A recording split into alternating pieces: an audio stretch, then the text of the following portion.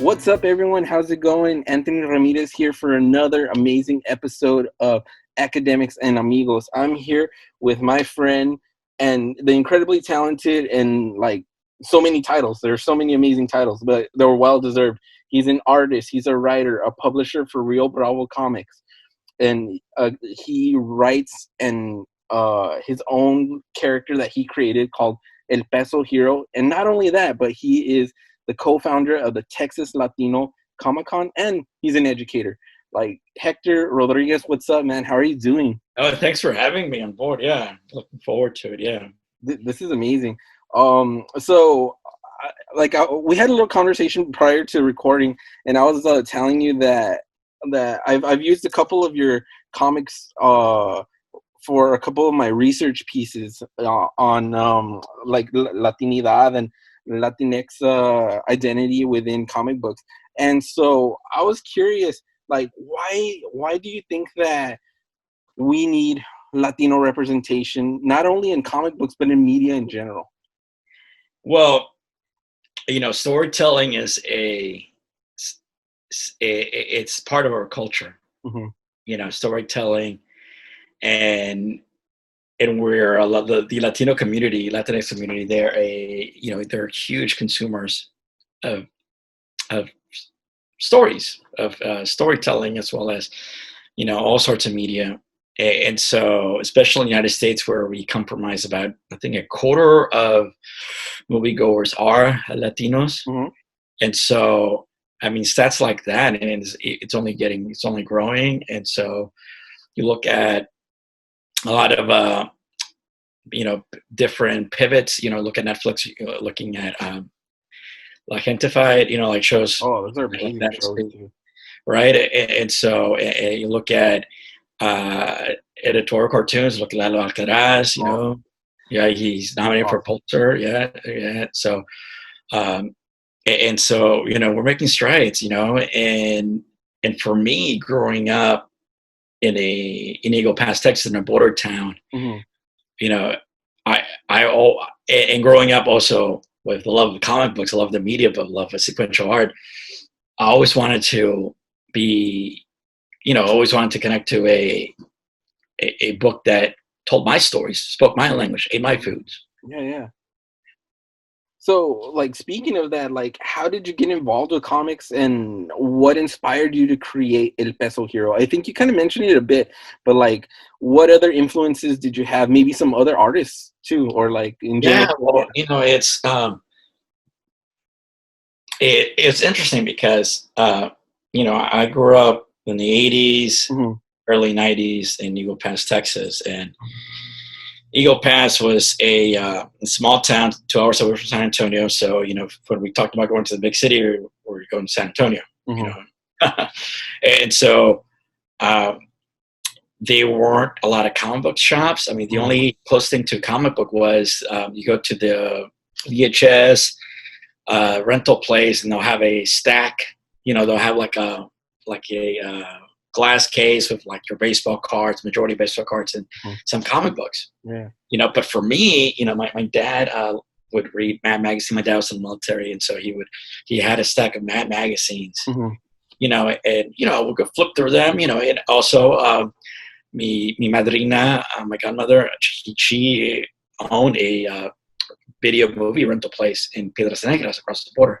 Okay. And so there was a nice big store with all sorts of awesome movies. You're looking from, narco cinema to kaiju to anime to, horror, indie, in Spanish and English, a lot of Japanese stuff, and so I was a kid in a candy store, and so I grew up digesting a lot of different entertainment. You know, El Santo contra las momias. Oh, classics. You know, Capolina. You know, in Mm-hmm. the Mexican cinema, such rich history and culture Mm-hmm. and characters. Mm-hmm.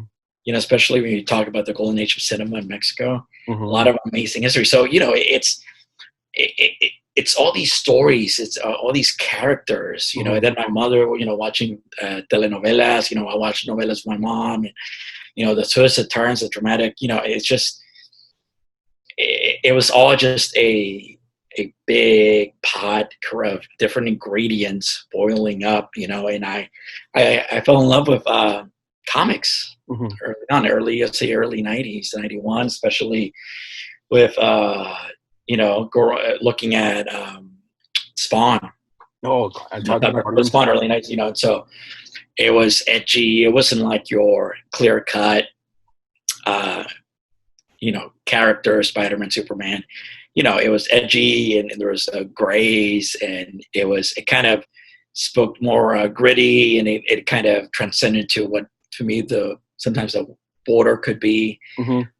You know, and it was until you know, it was 2003, visiting my grandparents, my grandfather, and he would tell me stories, you know, rumors, myths, you know, of narcos, you know, or like these groups, you know, taking matters in their own hand, taking the law, and, you know, it's just like the Wild West, right? Mm-hmm.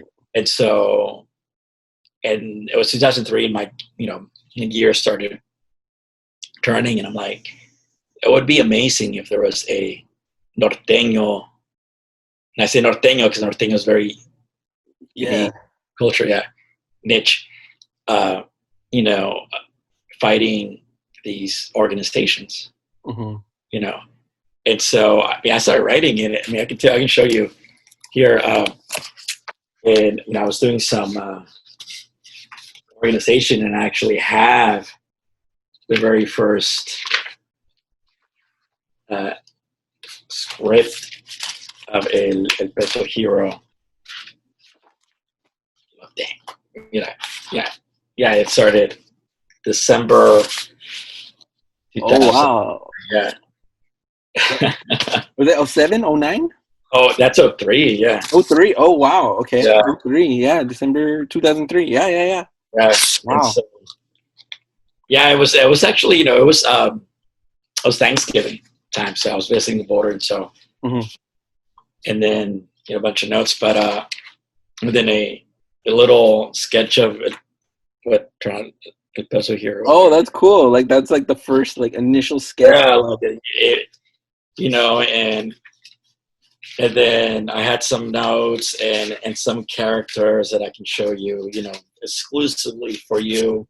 Oh, that's awesome. You know, I have like a pre-party member. Look at that. That's cool. Right? And then wow. like this group, G group, you know. Wow.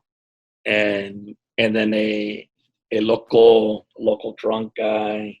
I like that, yeah. Right?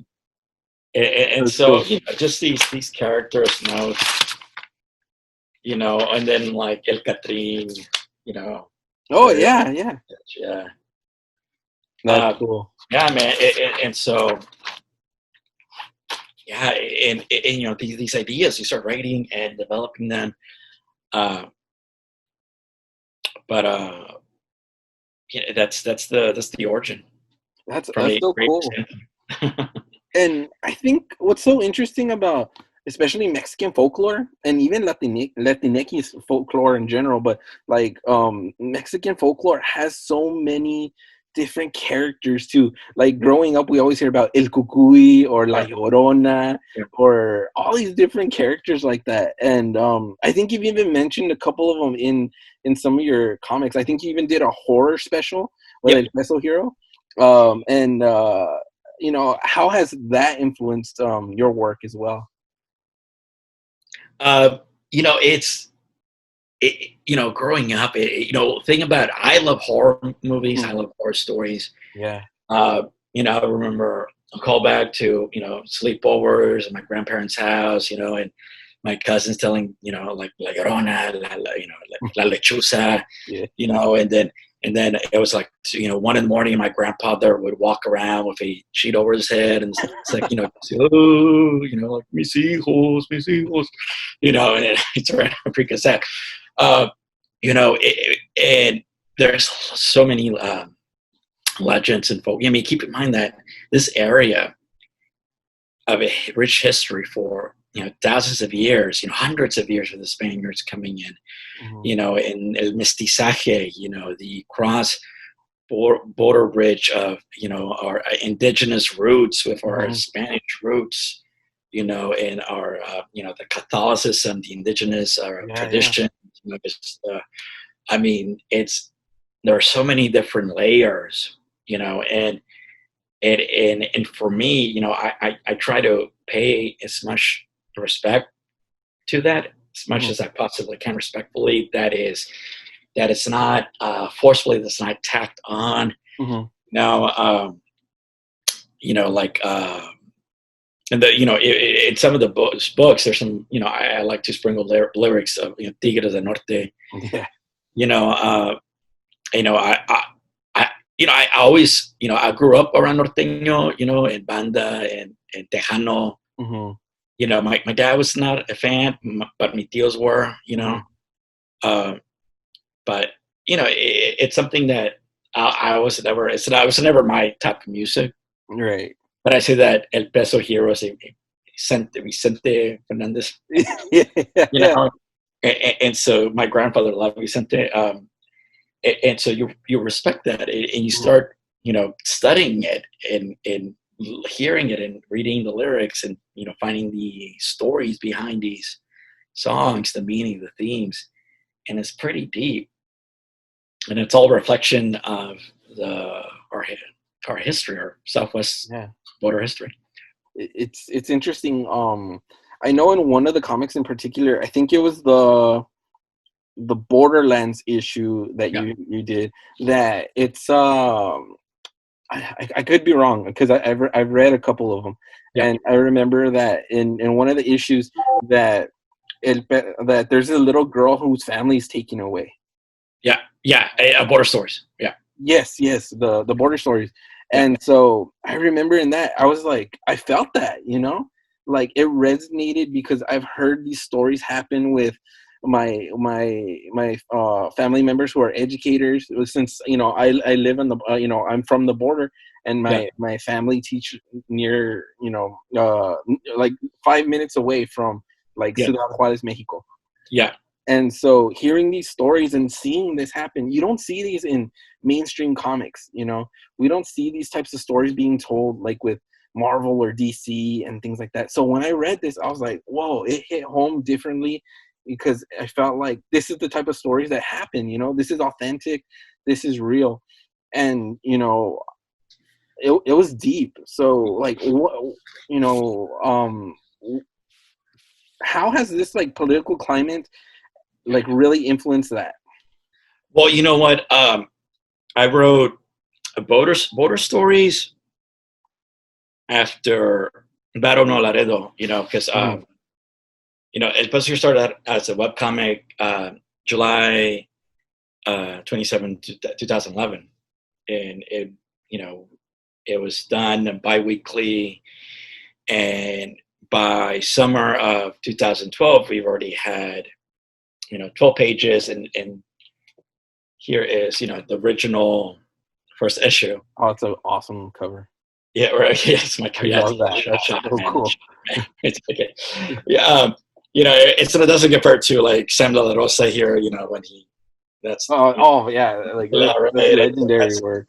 I can't pivot towards that, but I had different versions. Issue number 1. If you look up, there's like one. Oh wow, that is so cool. I love that collection. Right? Yeah. I kind of sprinkle some of my influences as a writer. Yeah, there's Crisis on Infinite Earths. Was it Nightfall, Death of Superman, Scott Snyder's and Greg Capullo's Batman. Oh my gosh, a good collection there. It's I like to be surrounded by things that keep me going forward. I love that. When you're feeling down, just, keep going. Yeah. And so, Battle Store, I was writing border stories. It was, yeah, it's, 2000, it released 2015. You have to check. Yeah. Well, I started writing 2015 border stories, and then it was 2000. It was when I was finishing writing that there was a huge influx of unaccompanied minors, right?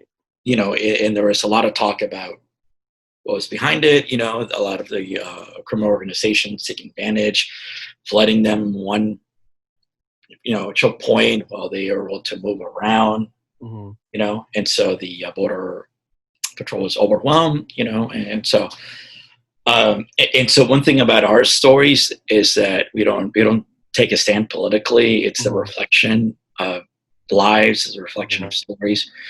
And so when we did Detention Force, which was the one with the little girl being apprehended with her dad in Houston, Texas, sanctuary city, and it was, and they were brought into a immigration detention facility being processed. And so this was, it was 2015, and so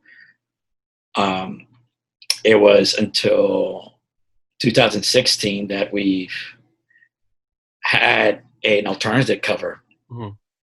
Things kind of escalated. Things got that humanitarian nature got politicized. And back then, it was presidential candidate Donald Trump made his announcement, and he blankly made a false statement towards the Latino community. Right.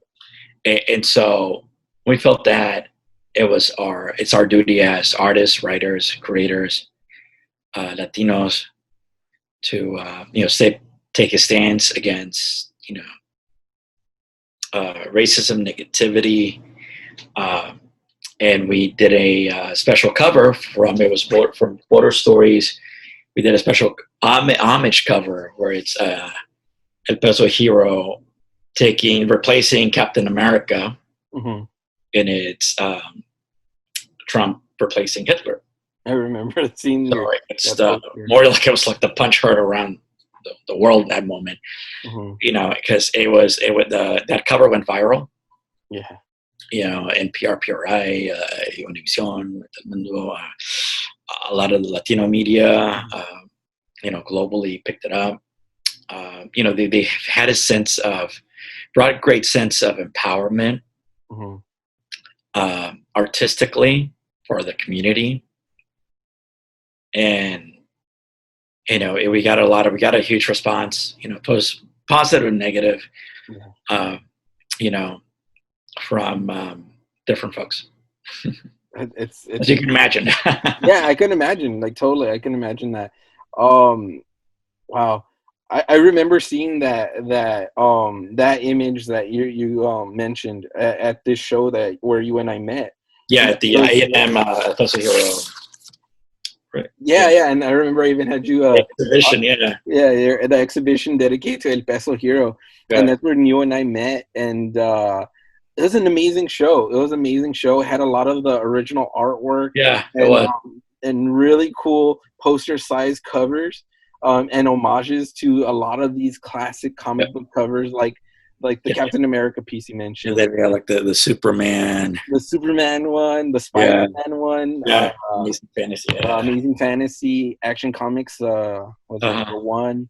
So it's just really cool to see that homage to classic comic characters. And so I'm curious, like, if you had the chance to approach a mainstream comic, whether it be a Latinx or just any character that you'd like, what character, if you had the chance to tackle, what character would you want to write? Oh gosh, wow, that's deep. Okay, so meeting, I've had the honor to meet Sergio Dragones, illustrator of Mad Magazine, and so he gave me a great story from the, because he famous, Latino legend.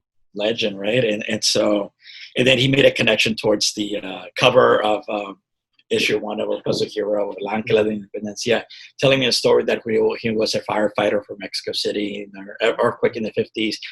The statue fell down, and it was him and his crew picking it up, in the wreckage. And so, Lalo Alcaraz has always been a great honor, huge fan, huge supporter, advocate, amazing guy, down to earth. And throughout the years, helping me out and advising me, just be Javier Hernandez, creator of El Muerto. Oh yeah, he's amazing. Yeah, and so, those guys you pay respect.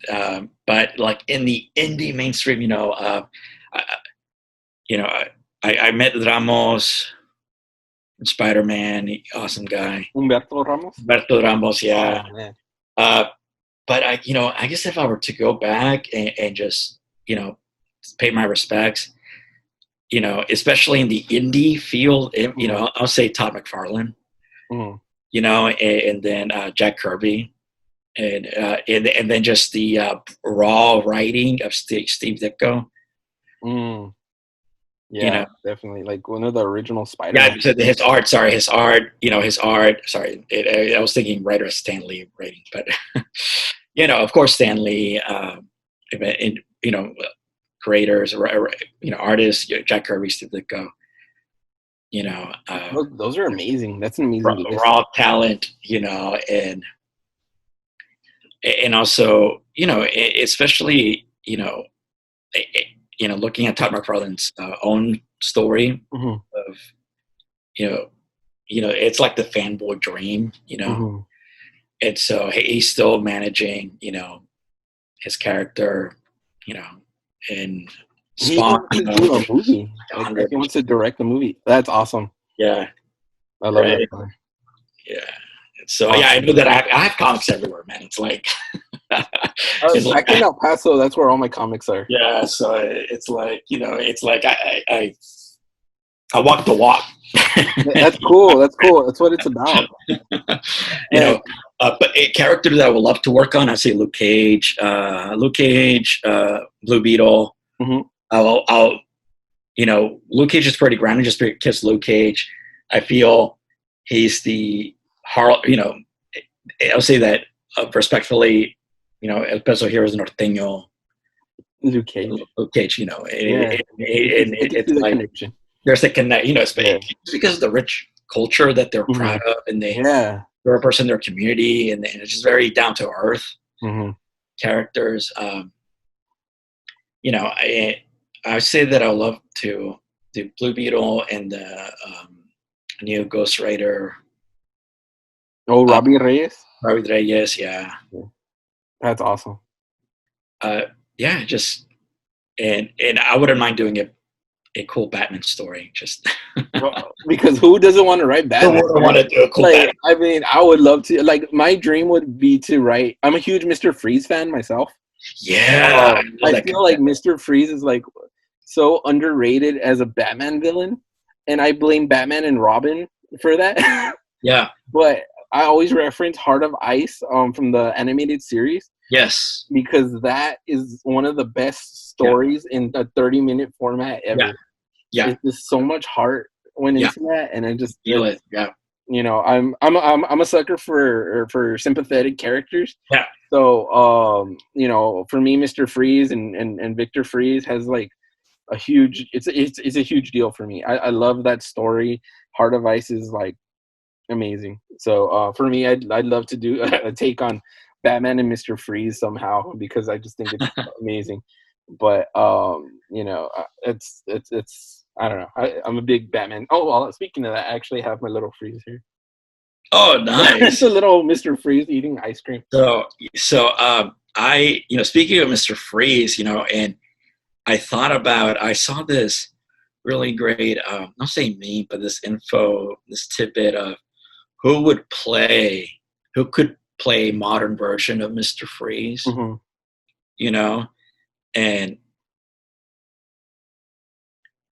I saw like the perfect. It was what's his actor? Guy that plays Gustavo Fring. Uh, Oh my gosh. Esposito, John Esposito. Carlos Esposito, Uh-huh. right? Uh-huh. Imagine his Honestly, that would way be of, amazing. right? Yeah, Oh my god, I never thought of that. I've thought about like Patrick Stewart. I've thought yeah, about Mark Strong, people yeah. like that for sure. But I love that idea. I mean, it'd work. It's his demeanor, right? How you see Yeah, him, yeah, right? Yeah, yeah. Like especially the way he played his character in Breaking Bad. yeah. Oh, Gus Fring, yeah. mm, that's a really Right, good fan right. cast. I I'm like just that. gonna add that little seed in you. Yeah, I like that. I like that. And then hey, it's a person of color too, so Yeah, more representation. I yeah, think yeah. It works, man. in terms of representation, I think DC's doing pretty good with that. Like in terms of their film, they're trying to showcase that. And so let's talk about some of these films for a bit. Um, what do you think about like the huge impact that these comic book films have had on popular culture? And the lack of representation in terms of the Latinx community in there. Because I did a paper a while back for sure we can talk about Miles Morales in Into the Spider-Verse. There's Yeah, El Diablo and Suicide Squad, and then I yeah. know they even attempted to do El Jay Chicano. Hernandez playing, yeah, he was awesome. Respected Oh, Jay. I loved Yeah, El Diablo from Suicide Squad. That was the best character of the film, to be honest. I agree. I agree. You're right. Yeah, and give it up to Jay for bringing a lot of human. Yeah, it was me. I mean, yeah. Well, you have Will Smith. Yeah, I mean, he was great. But I think for Will Smith character, you need a lot more, Hmm. more time. But what Jay did, he was able to really use that time to really, showcase as much as he can Hmm. what he had. And so he did it awesome. Uh, well, those movies, man, modern mythology, and there's a reason why it's a, it's a genre that has exploded. And respectfully, for the MCU was, you know, very, very, was scared of the Hmm. way, comic books are, they're comic books, especially watching Endgame, right? Yeah. Near the end, it's like, wow, there's the splash page. Yeah. Boom. It was like the most comic book movie. Yeah, it was perfect, It totally was. right? And then Giant Man running, and then splash page. Yeah, just that end when all the characters are together, it's just like that's what Yeah, we wanted. That's a comic book movie. That's exactly what it was. right. And for Black Panther, it was awesome. Very rich culturally. And then what really got to me, I mean, we're waiting for a Black Panther moment Hmm. ourselves. Yeah. Uh, for me, where I got chills was in the really beginning of the film. They're in well, they're in LA, right? And then you see the kids playing basketball, Hmm. right? And they look up into that, the building, into the project building, right? Yeah. And they see the spaceship, and it just shoots out, and it was like that moment right there. I got chills just because it's it's them. It's like the culture, it's a Hmm. connection towards Hmm. something bigger than them, and Yeah. it's deep rooted in in history and cultural, and it's what's represented Hmm. there, and it, Yeah. you have the Marvel, going. It was, yeah, I mean, I got chills. And so, hopefully one day we'll have that moment ourselves. That would be amazing. Like that's one of those things I'm waiting for personally too. Like I heard that they're gonna do like either a Blue Beetle movie or a Blue Beetle television show. I'd love to see that character be taken up a notch because before we started recording this podcast, we were Hector and I were having a conversation about how Blue Beetle can really be a special character that can be taken from where he is now to higher levels with the perfect writer. And I've always thought that what DC should do is get a Latino writer. They really need a Latino writer to write a character who is Latino, because I've seen that Marvel's done it with Black Panther and other characters of color, you know, Yep. and women have written characters that are female, you know, Latinx characters, Latinx American characters. Chavez. Yeah. Mm-hmm. And so why can't they do that with like Blue Beetle, you know, or even like America Chavez? Like I think that character has so much potential too. It was Yeah. crazy. It had a really strong start, Mm-hmm. but then they somehow it got twisted into like when she's an alien, interdimensional alien that Mm-hmm. sees herself as Latino, or and it's Mm-hmm. like it just loses itself. Yeah. It flies off into it just degrounds, and it just goes into this.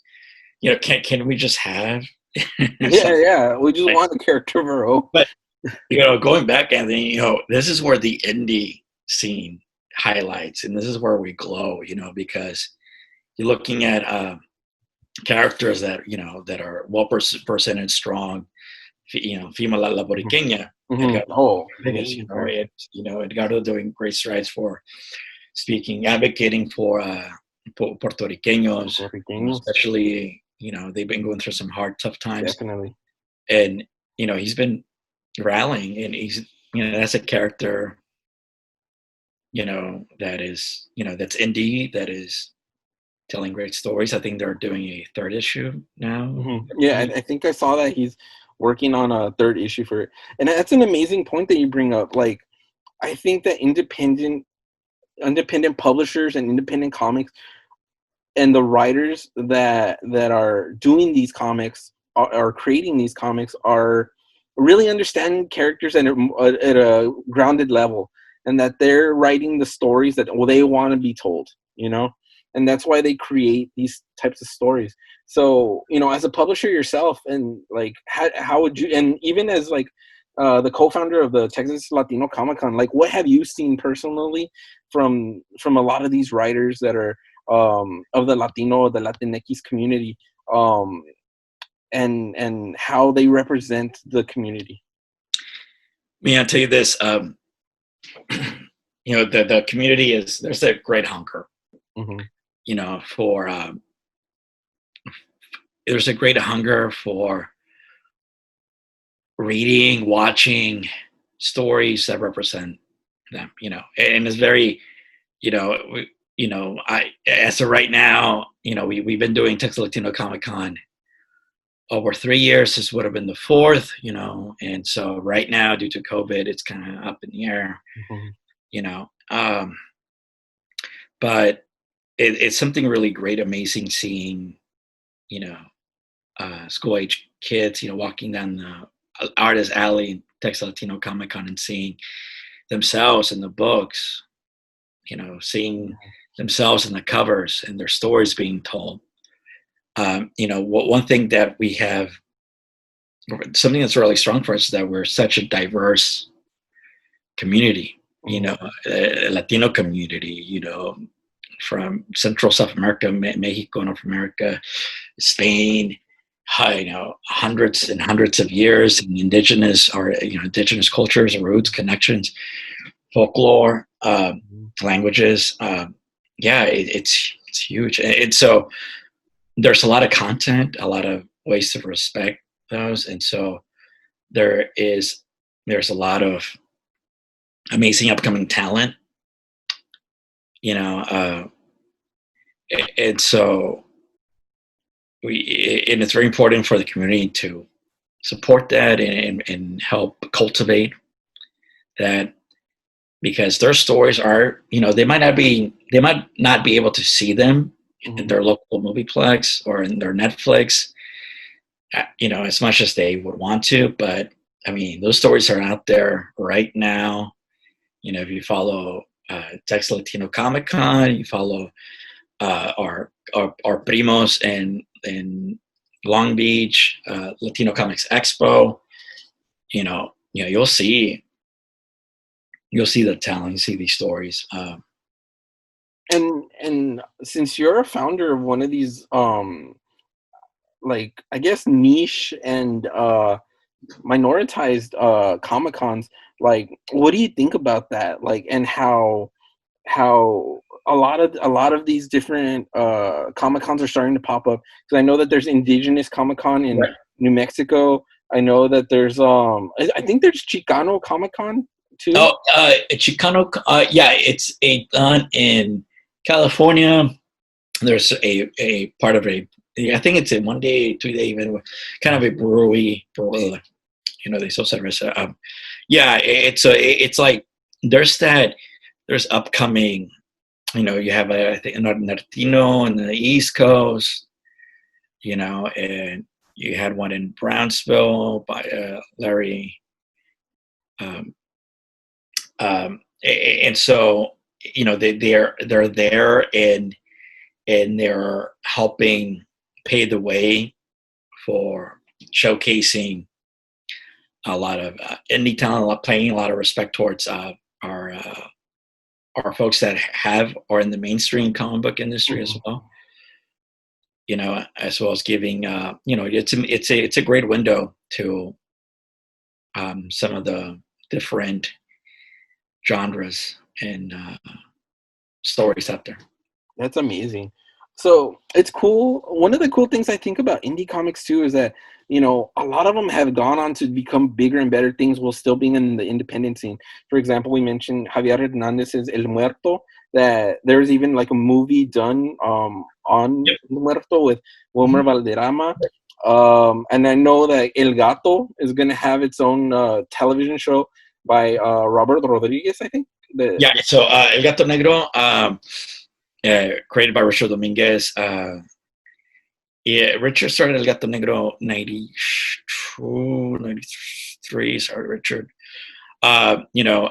He's from El Valle, McAllen. Currently resides in Luxembourg. And so, yeah, the El Gato Negro series is at Apple Plus. And as of right now, it's Robert Rodriguez directing the pilot episode. Yeah. So the series is in pre-production. So it is, it's like we are slowly getting there step by step. And so that project was announced last year, February 2019.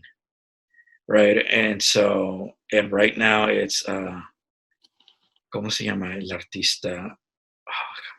Oh my gosh, he's gonna kill me. I have those moments too, man. Yeah, no. It's like Hector, you don't know the name of my lead guy doing El Gato Negro. Yeah, it's coming. It's coming, and it's coming. So yeah. And so with El Muerto, came out, 2003 indie film. It was great. It's actually it was a nice pivotal moment for the indie scene that a Latinx, Latino Chicano, especially Chicano. He's a Chicano creator. Indie book made into a Hollywood production with a high grade AAA talent, Wilmer Valderrama, coming hot from the 70s show, right? Yeah. And so, yeah, and it's definitely a monumental moment for the scene. And so you look at that, and then you fast forward like almost 10 plus years, and there's like nothing. It's crazy. It really is. Right. I mean, and I'm very open. And so we look at independent filmmaker putting. He did El Chicano. Came out. And that I would say that it's more like, well, it's not based on a comic book. It's more on and so it's I'd say it's more indie film for a Latino filmmaker making his own project. It's a monumental part, but but from that, there's from El Muerto, there hasn't been like a Latinx comic movie made to big production.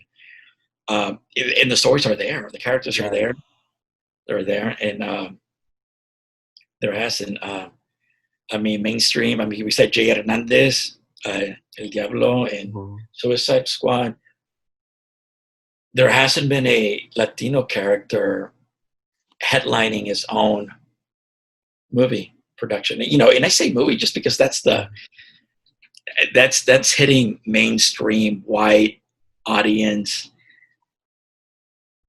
You know, I think the closest one that for Latino audiences and Afro Latino audiences would be Miles Morales.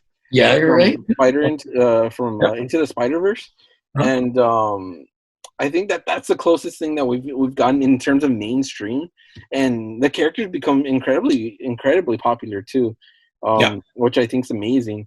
But you're absolutely right, Hector. That I think that the potential's there. It's just people need, like, I guess studios need to dive into these stories and really see, like, hey, we need to take advantage of this and see how we can tell these stories and represent the Latinx community, you know, the Chicano community, etc. And I think that you know, the potential's there. You know, people just need to take that step forward too. I know it's hard though, but I feel like streaming services are starting to do that too. They're starting to see a lot of these like independent stories, and they're really like highlighting minorities and diversity in this landscape. So do you think that these streaming services might have a potential for these independent publishers within the Latinx community? You know,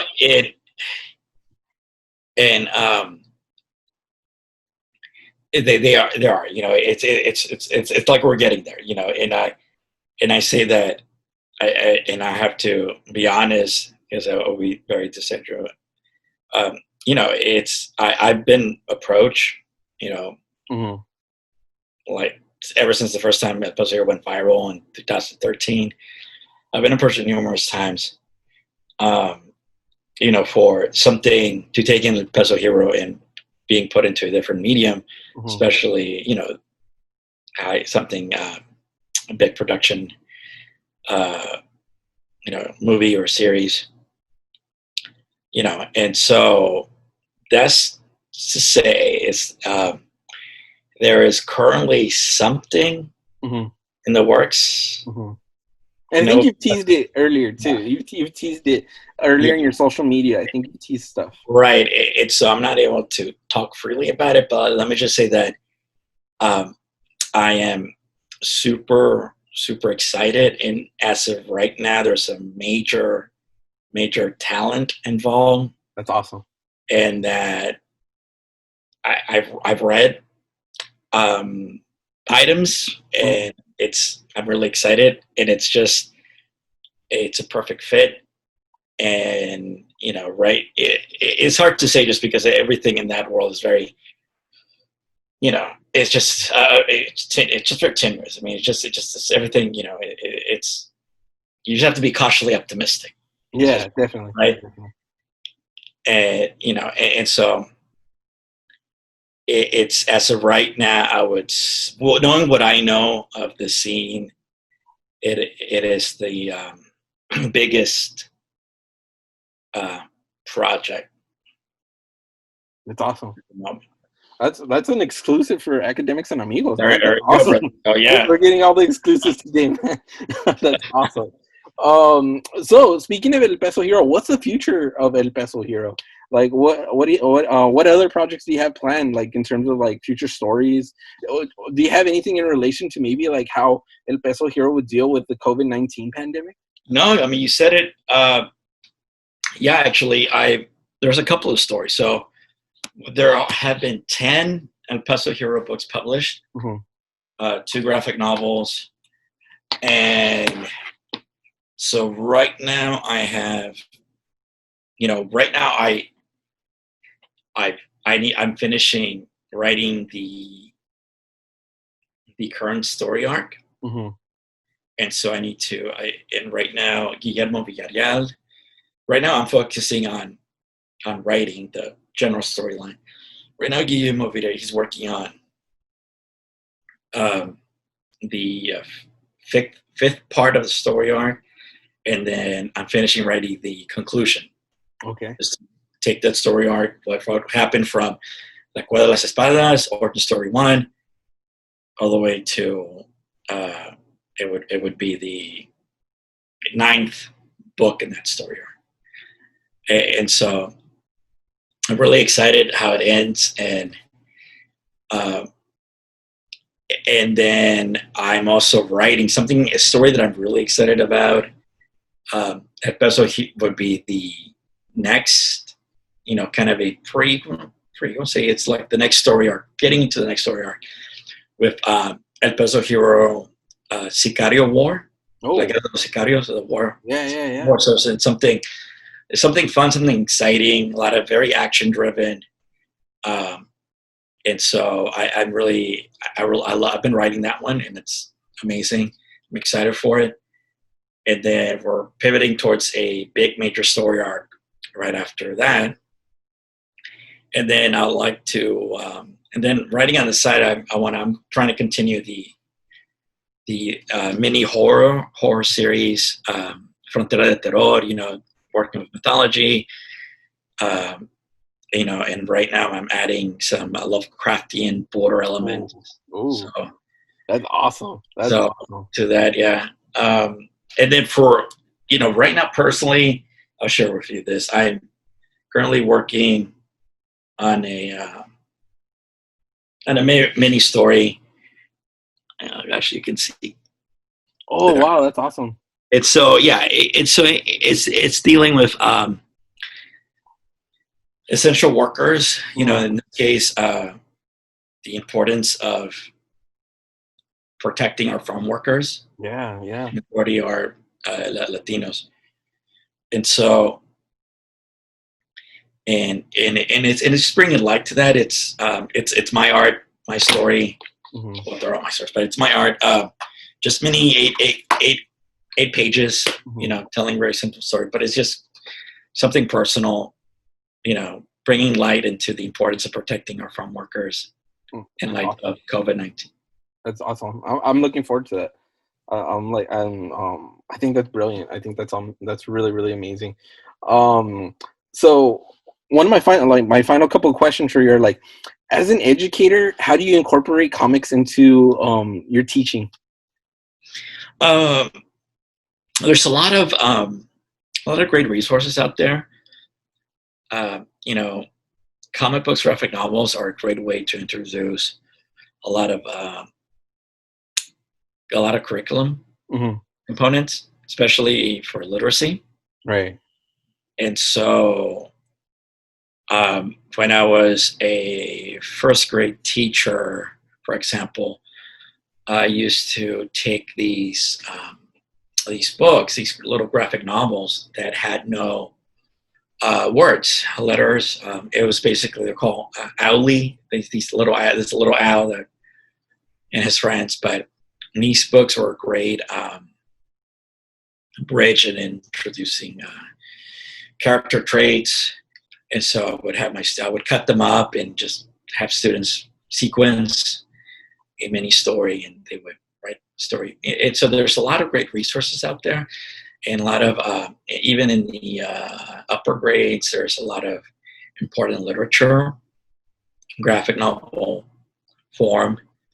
And I mean, one thing that comic books and graphic novels do is that they really put the reader in the shoes of the author, of the narrator, of the characters. You really become them. Mm-hmm. And so these are very powerful tools. That's awesome. I think that you're absolutely right, that comics have so much potential in a variety of ways, whether it's showcasing representation of minorities, whether it's trying to educate people of all ages in different levels, and just telling amazing stories, in different forms of media too. I think that the comic books have that transmedia aspect that other forms of storytelling may not have. I think that's the amazing thing about comic books. So on a final note, Hector, where can people find your work, or what would you like to shout out in order to get get some of Real Bravos and Peso Hero stuff out there. Yeah. So more people can find out about your comics and even about Texas Latino Comic-Con. Yeah. No, well, you can find the Peso Hero books through RioBravoComics.com, where you can purchase physical copies, some digital. Also, if you use Comixology, the comic book internet page shop, they're on Comixology digitally. There you'll have you can see all 10 books. If you're looking for the graphic novels, RioBravoComics.com. For any news, updates, please like and share through Facebook, Instagram, and Twitter. And for news for Texas Latino Comic-Con, you can follow Texas Latino Comic-Con through Facebook, Twitter as well for any upcoming updates. See what the update is for it. 2020, still up in the air. We're just waiting. It's our partnership with the city of Dallas, and so we're still listening there. Well, I hope things go well for the Comic-Con in the future, and hopefully all this pandemic stuff ends very soon. It's a tough time for everyone. Yeah, because it was like we met face to face at the A&M Zero Gallery. It was an awesome event. I was so cool. I was so excited about it, and I'm glad that I was able to meet you through there, and that through that we were able to keep in touch, and I've been able to read some of your comics, and have this amazing conversation that we just had too. And I'm looking forward to seeing what else you do in the future. I'm looking forward to seeing the future of El Peso Hero, the future of Texas Latino Comic-Con. I'm so excited for all those stuff that you're doing, Hector. Thank you for the work that you do. Like, honestly, from an avid comic book reader and researcher of popular culture and Latino representation, I admire the stuff that you do and that others in the indie scene are doing as well. And so on my behalf, thank you so much. And thank you for being a guest on Academics and Amigos. Oh, thank you for having me. So be sure to check out El Peso Heroes comics, and be sure to check out all the amazing stuff that Hector's doing. So until next time, everyone, take care, and we'll see you next time.